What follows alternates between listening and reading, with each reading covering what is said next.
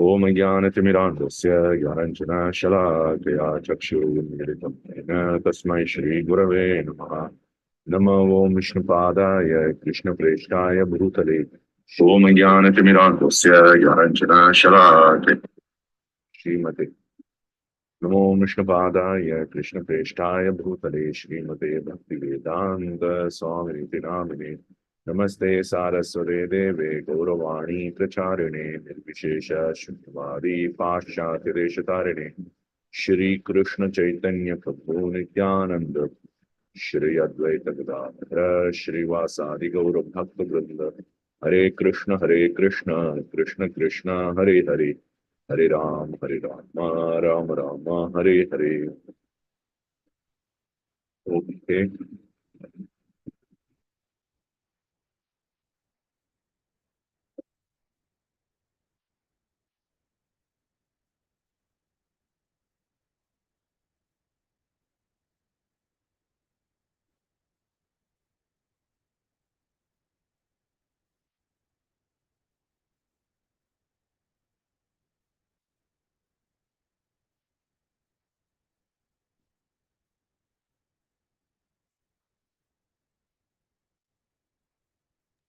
Balravilas Prabhu, could you stop sharing screen? No, thank you, Prabhu. Hare Krishna Prabhu, Dandavat Pranam. Hare Krishna Mataji Namaste. Okay, so we'll We could actually also see side by side Balram Vilas Prabhu's screen of Jaiva Dharma also. Yeah. that's because of me. Okay. So that was from YouTube, Mataji. Oh, okay. So last time we were discussing about sadhana bhakti. This is the second chapter of Bhakti Rasāmṛta Sindhu. So in that we are discussing Vaidhi Bhakti, and then we completed a section where it was discussing about that desire for material enjoyment and desire for liberation. Both of them are roadblockers for bhakti. So we saw several quotations on that, and that entire section is complete. And finally, it ended with that Krishna's form is superior to Vishnu's form. And we saw the elaborate commentary of Jiva Goswami on that. Now, today we'll start another subsection, which is Varna is not a consideration for becoming Bhakti Adhikari. So, if you want to practice Bhakti, your Varna, you're a Brahmana, a Kshatriya, or Vaishya, or a Shudra, it does not matter. Or even a Milecha or a Chandala, it does not matter. Whatever you are, you can practice Bhakti. So that is what we are going to discuss today in Rupa Goswami's Bhakti Rasāmṛta Sindhu. Kimcha Shastrataga Shruyate Bhaktau Nirmatrasya Adhikarita Sarva Adhikaritam Maghasnanasya Bruvata Yataha Drishtantita Vashishtena Hari Bhakti Nripam Prati. So here he says Shastrasaga Shruyate Bhaktau Nirmatrasya Adhikarita. So in Shastras, that it is said that for bhakti, the only qualification that is required is that you should be a human being. Animals cannot perform bhakti, though we humans can perform bhakti, and they can also get benefit by, but they cannot themselves perform bhakti. You have to be a human being to do bhakti, but that's the only qualification. There is no other qualification expected from the person. That means that your varnas are not considered. How is that? Where it is said in the Shastra. So the next two lines, Rupa Goswami says, Yataha. Yataha means because. Sarva Adhikarita Magasnanasya Bruvata. So in one of the scriptures, that Vashishta is talking to a king called Malayadwaja. I think Malayadwaja king, I guess. Let me see. So this king is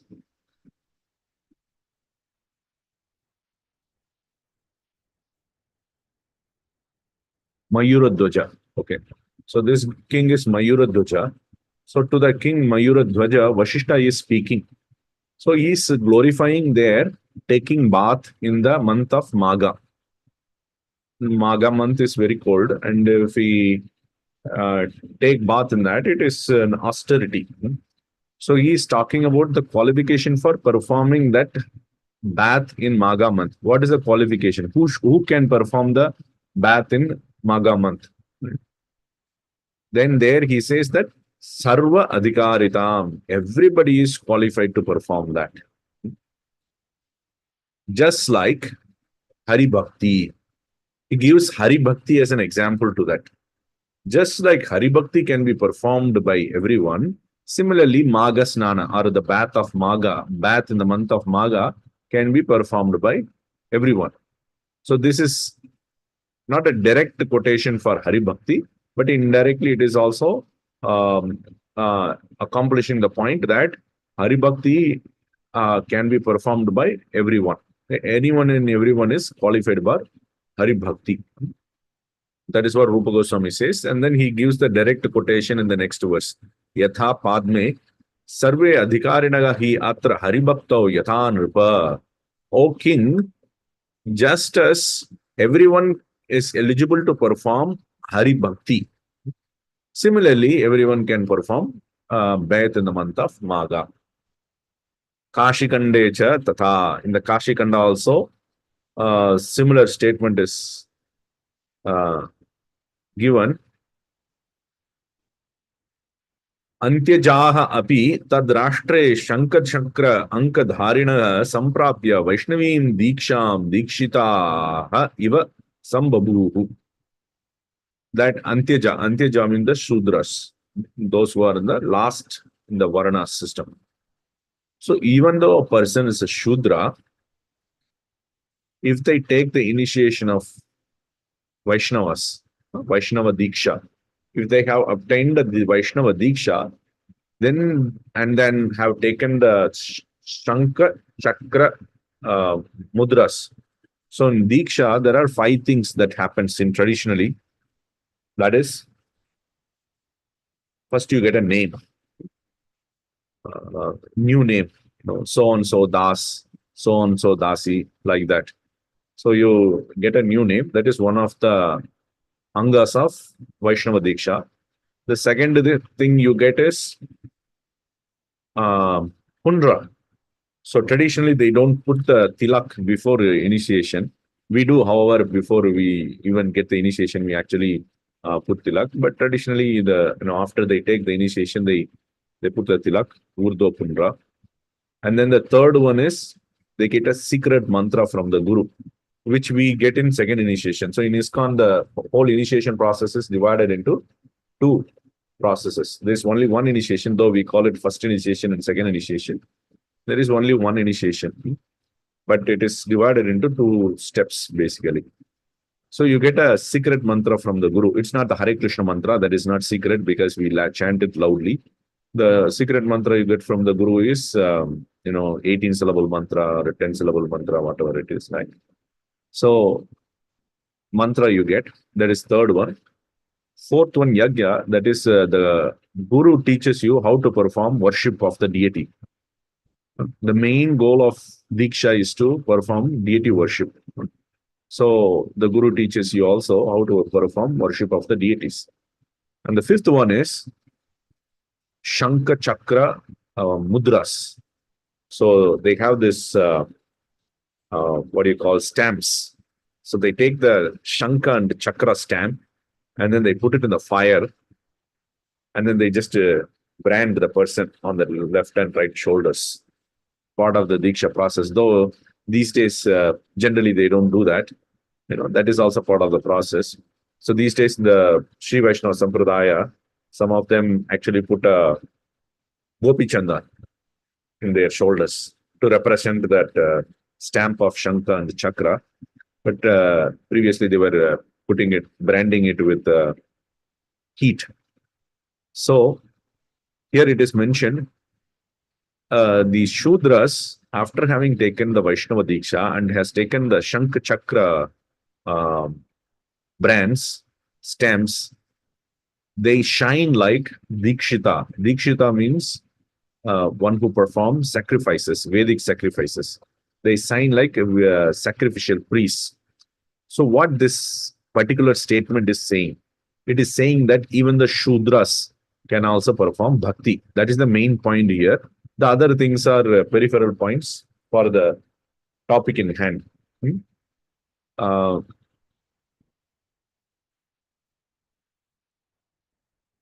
so these two quotations are showing that anyone and everyone can perform bhakti to the Lord.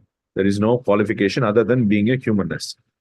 The next topic, subtopic is Bhakti Adhikari need not perform Varnashrama duties. That if you are qualified for performing bhakti, then you don't need to perform Varnashrama duties. Apicha Ananushtanatah doshaha bhakti anganam prajayate na karmanam akaranat eshaha bhakti adhikarinam.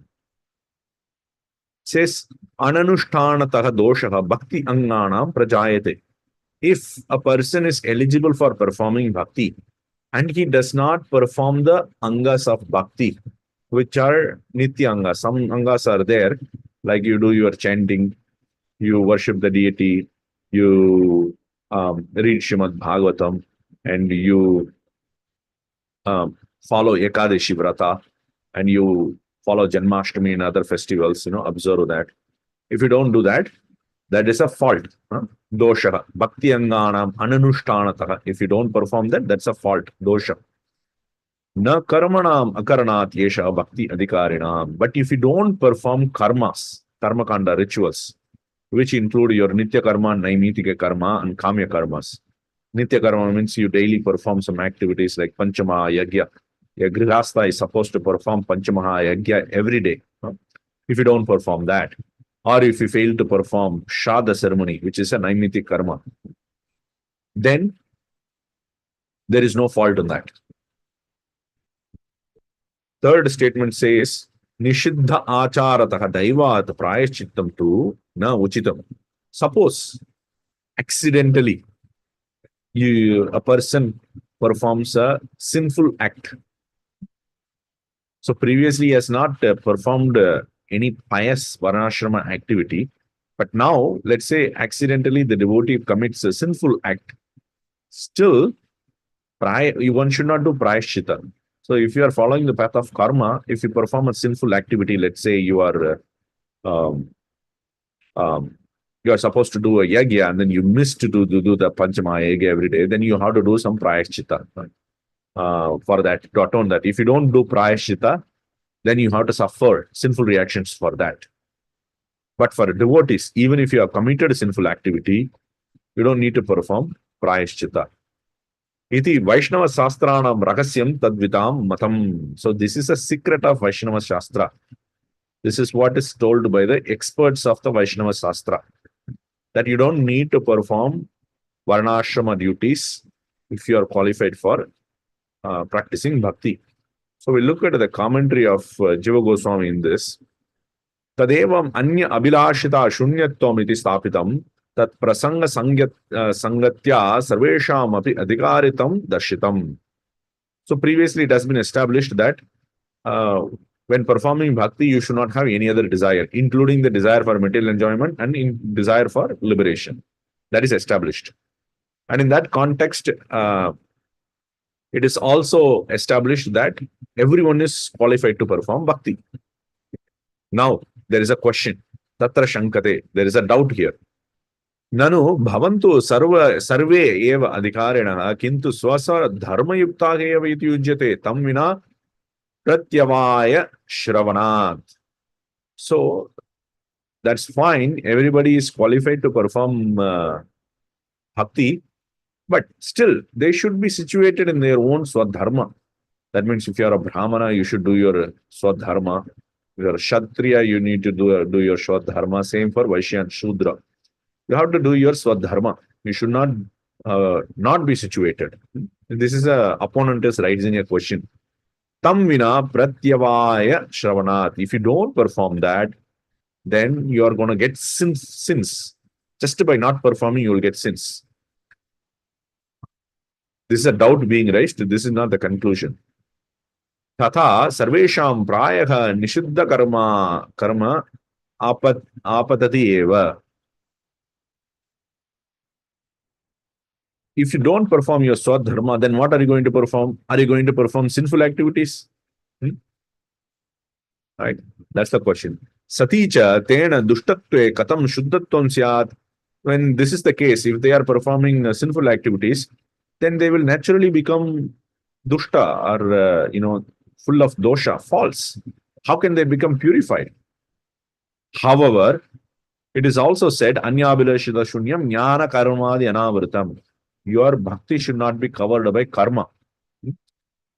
But here he says, Krite cha prayashchite karma avratatvam apadyate.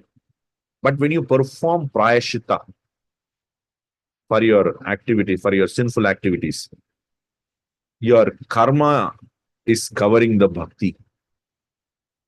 So what to do? So much contradiction.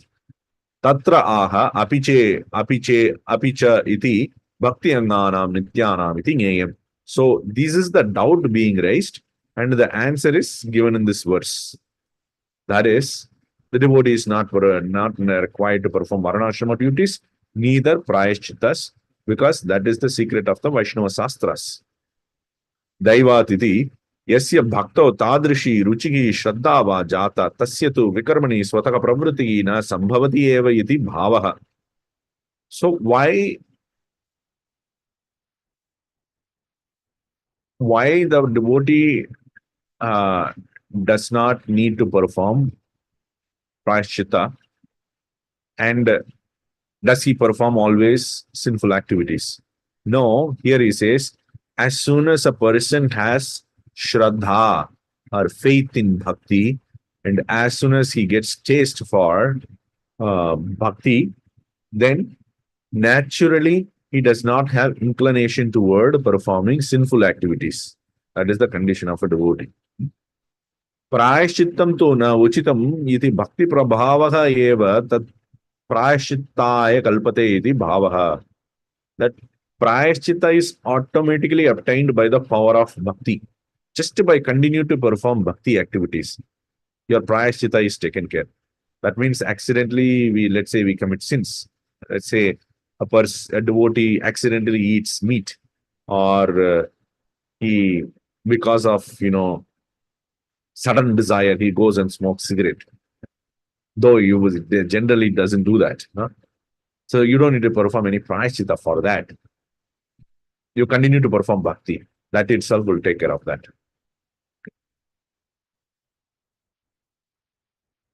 So next are quotations given by Rupa Goswami. You see this here. There are until verse 71. We have only quotations. So we look at the first quotation. Yatha ekadashe. So we have a verse from 11th canto. Radhakunda Mataji, would you like to recite? Yes, Prabhu. Yes, I can do that. Sveshve adhikare yanishta sagunaha parikirtitaha viparyayastu doshasyad ubhayoryesha nishchayaha. Thank you, Prabhu. Svesve adhikare. So this is the context of this verse is that Krishna is speaking to Uddhava, the Uddhava Gita, and in that he was talking about karma, jnana, and bhakti paths. So after explaining these paths, he is quoting this verse. Svesve adhikare ya nishtha sa gunaha prakirtitaha. One should be situated in one's own qualification. Whatever one is qualified for, that person should be situated in that. Karmi should be situated in the path of karma. A jnani should be situated in the path of jnana, and bhakta should be situated in the path of bhakti. When all of them are situated in their own paths, then that is said to be guna. Guna means quality, good quality. Okay. Viparyayaha tu doshaha. The opposite is a fault. What is the opposite? That all of them are not situated in their own paths, or they are situated in someone else's paths. That is actually a fault. Ubayoho yeshaha nishchayaha. This is ascertained. So we look at the Jiva Goswami's commentary. So he brings out important, interesting points.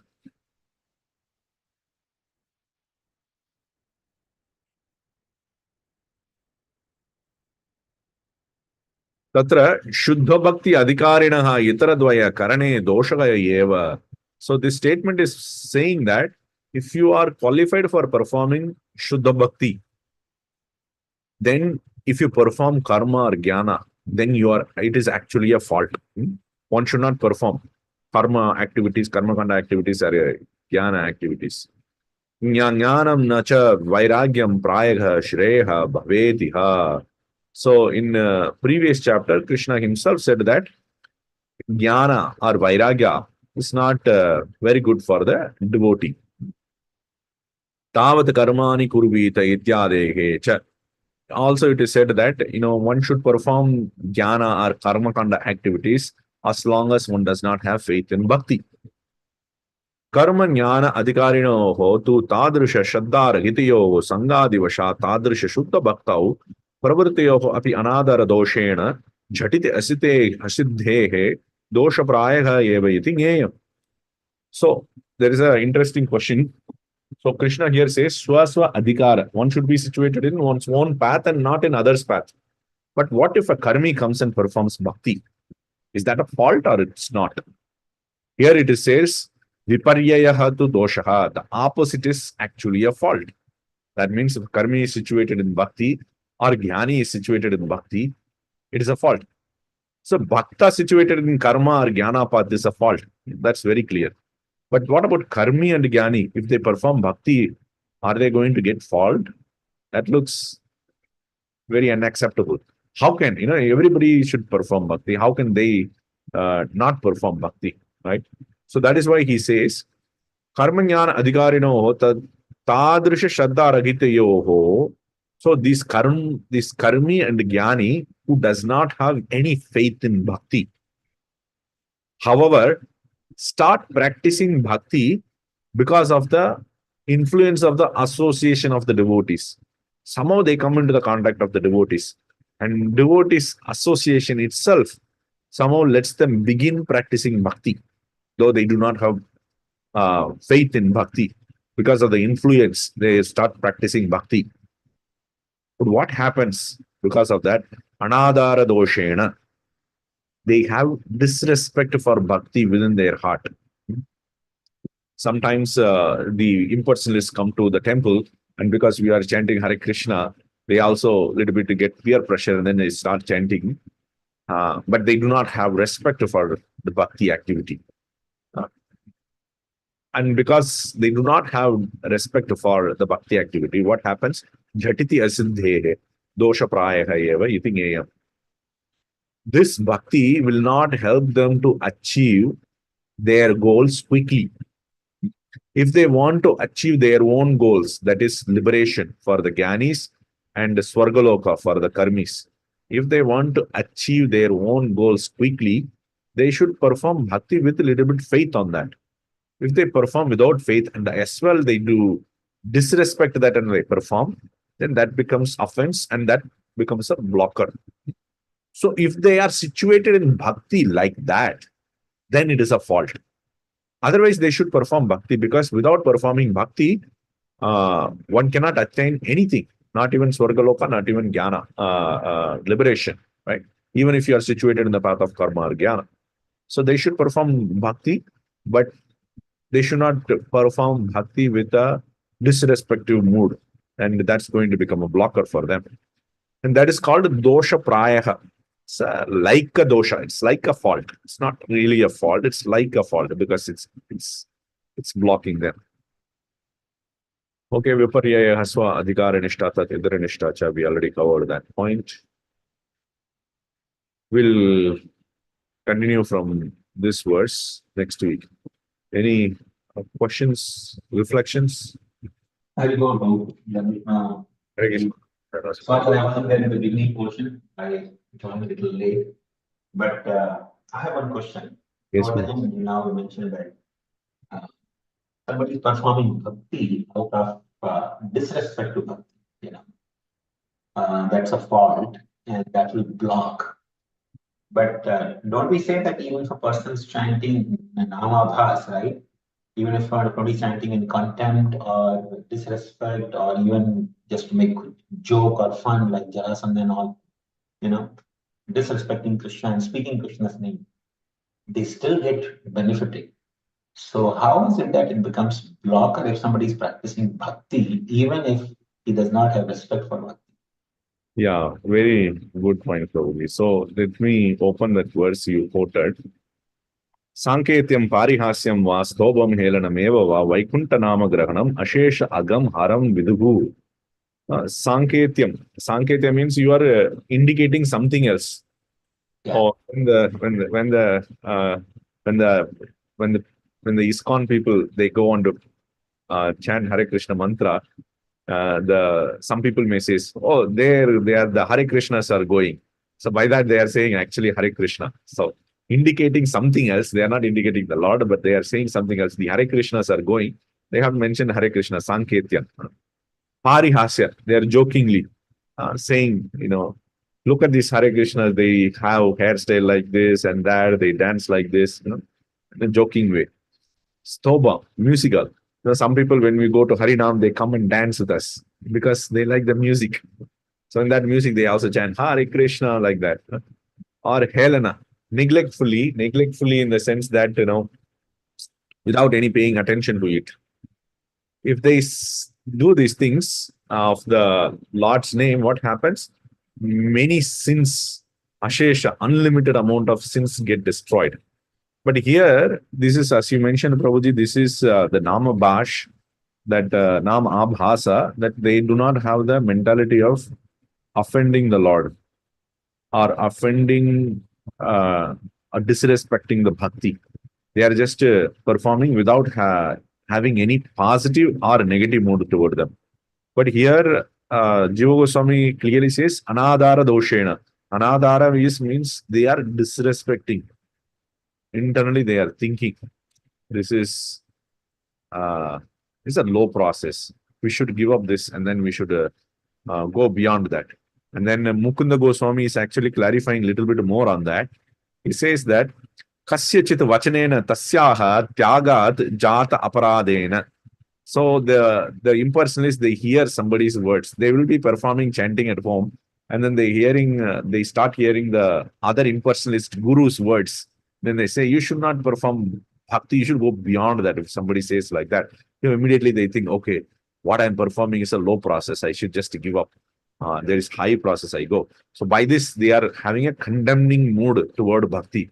Bhakti means something cheap or low thing. That's not the highest thing. By that, an offense has been created. So that offense, so abhishta prapti pratibandha rupaka doshaka. So it blocks their own goal of achieving liberation. Though it is blocking, so Jiva Goswami says, jhatiti asiddhehe. They don't quickly achieve it. They will eventually achieve it, but they don't quickly achieve it. And that is why he is calling dosha prayaha. It is like a dosha. It is not actually a dosha. Because I think generally for these chanting, we give Shishupal and Rasāmṛta as well. And they were definitely not respectful to Krishna.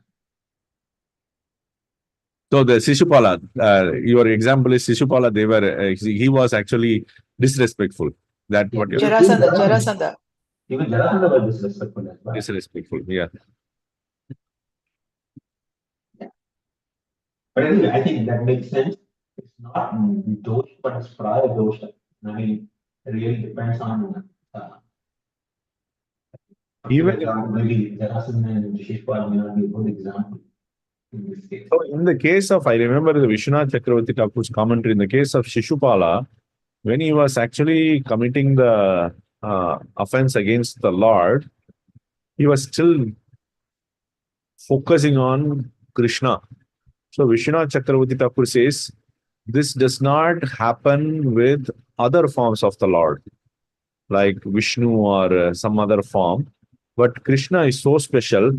Even though he was having enmity mood, he was completely absorbed in Krishna because of the Krishna's beauty. He cannot give up that form because the special form special, beautiful nature of Krishna. He couldn't give that up. Then he was so much absorbed in it. That absorption actually removed all the offenses and sins he has committed, though he did not get bhakti. But then when the Sudarshan Chakra, when the Lord gave out, it went and touched the neck of Shishupal. As soon as it touched, he got prema. And then he became a devotee. Very peculiar way of getting prema.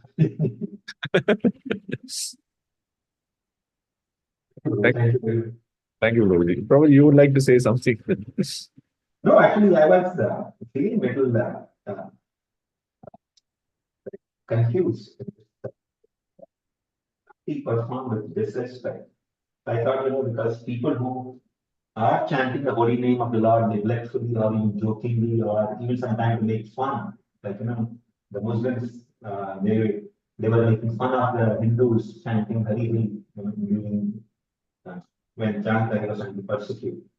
So all such people are given example as,